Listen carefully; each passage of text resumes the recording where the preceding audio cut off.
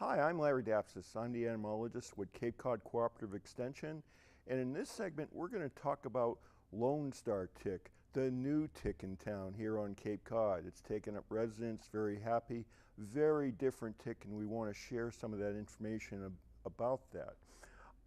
Here it's pictures of the adult female and the adult male. The adult male on the left, basically easy to identify, is basically all black, and we really don't care about adult male ticks because they don't suck blood. All right, the adult female, very characteristic white dot in the middle of her back. The other way you can distinguish these guys is their behavior. Unlike other ticks that kind of just lumber along slowly, these guys can run. They're like little race cars. Pretty impressive stuff. All right, this guy has been moving north for a number of years. A number of ecologists think this is a function of climate change. Sure, the Earth is getting warmer. We're seeing plants and animals where we never used to see them before. And up until about 2012, the northernmost established points of Lone Star tick that we were aware of were on the islands of Naushon and Cuttyhunk and Martha's Vineyard and Nantucket. But in 2012, I was called out to Sandy Neck Beach Park. The park staff and Cape Cod mosquito control employees, they were seeing something very different that didn't match up with either deer ticks or dog ticks. So they called me out there, and that's a 6-mile long peninsula.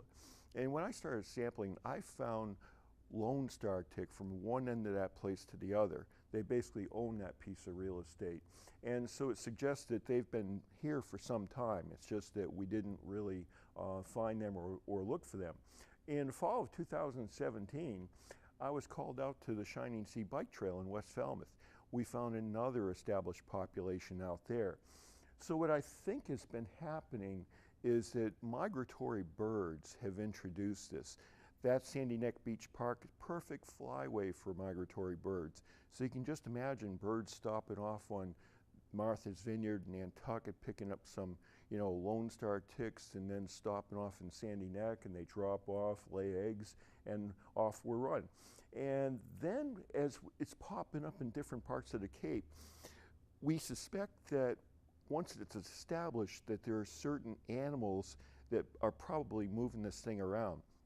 Now, Lone Star tick, unlike deer ticks, they don't like small creatures like mice and voles and shrews. They prefer more intermediate sized hosts. So at the Shining Sea Bike Trail, I put out surveillance cameras to kind of see, all right, what are the types of creatures that might be moving along that highway and potentially dropping off ticks. And what we saw is wild turkeys. Yeah, in fact, where you see that flock of turkeys, that's where we picked up a bunch of Lone Star ticks, so they were very well established there. And I would see this flock moving north on one morning, and then a few days later they'd be coming south. And you can imagine that Lone Star tick females might be falling off these, laying their eggs, and reestablishing the population. Now it's interesting to see the turkey finding, because when they were first describing or naming the Lone Star tick, they almost named it the turkey tick because that's a preferred host. Other good hosts for Lone Star tick? Yeah, bunny rabbits and stuff. They're a good host and can certainly move these things around.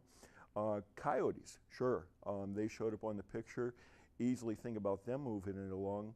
And a very dapper Bigfoot out for a morning stroll. So that's why I became a scientist. You go out and look for data, you just don't know what you're going to find. All right. This thing is different in other respects. It's an aggressive biter, so it can run and it will chase you. These things, if they see you from 20 feet away, they're going to come rolling at you, unlike other ticks that kind of wait around and wait for dinner to bump into them. So the adult female Lone Star tick, like other adult female ticks, she lays her eggs in a cluster, and that cluster might be 4,000 or 5,000 eggs.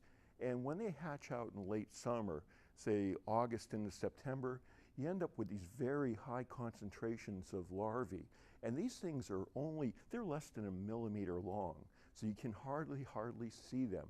And with this great concentrated mass, if you're strolling along and you happen to bump into one, generally you meet most of the family in a few minutes.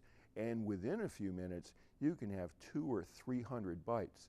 Now, Lone Star tick larvae don't transmit pathogens that cause diseases, but these things will itch for a month to 6 weeks, even with cortisone. So while they don't transmit the pathogens that causes Lyme disease, they've got their own unique set of diseases. So ehrlichiosis and tularemia, which can both be quite serious, and stari, a type of rash disease with flu-like symptoms, pretty easy to treat. Now, the other aspect of this thing that's quite interesting and a little scary is that we look at this carbohydrate, galactose 1,3-galactose, alpha-gal. This is a sugar or carbohydrate that's unique to red meats. And it is found now, or known now, that if a Lone Star tick transmits that into your bloodstream, some people with sensitivities are gonna build antibodies to this, and you end up with an allergic reaction that can range from hives all the way to anaphylactic shock. And so basically, it's a red meat allergy. And it's not just beef, but it's pork, lamb, and even beef byproducts like beef-derived gelatin. And if you think about the processed foods we eat, beef-derived gelatin is in a lot of different food products, including those marshmallows we feed our kids on 4th of July. Now, deer tick habitat, we've gone through this before in another segment, that you're not going to find deer ticks out in the middle of an open lawn, okay? Short grass, direct sunlight, high temperatures, that's just hostile. Deer ticks don't live out there. But Lone Star tick habitat, yeah, these guys, we find these out in open conditions. So as we think about the spread of Lone Star tick, we have to start thinking forward about our yard protection strategy. Instead of a perimeter yard spray for deer ticks, we might have to be considering treating the entire lawn, but we're not there yet. So this is my contact information. Always open for business. I encourage people to contact me through phones or email. And we'd like to thank Cape Cod Healthcare for their generous financial support for this project.